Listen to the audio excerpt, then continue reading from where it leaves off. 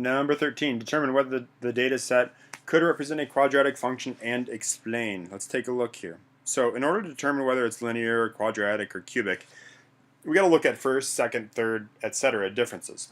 So let's take a look at what the differences are. Now remember, keeping in mind we need to pay attention to the positives and the negatives. So to go from 7 to 3, we go down 4. So minus 4. To go from 3 to 0, it's minus 3. 0 to negative 2, minus 2, negative 2 to negative 3, minus 1. So if our first differences were constant, then this would be linear. However, they're not. Let me zoom in a second. Keep going. Second differences. So from negative 4 to negative 3, that's plus 1.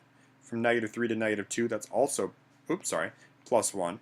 And from negative 2 to negative 1, that's also plus 1. So now we have the second differences are constant, so we can say it's quadratic. So we'll say it's quadratic because the second differences are constant.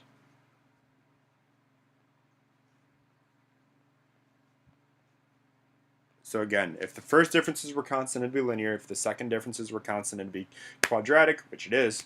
If the third differences were constant, it would be cubic, etc., etc.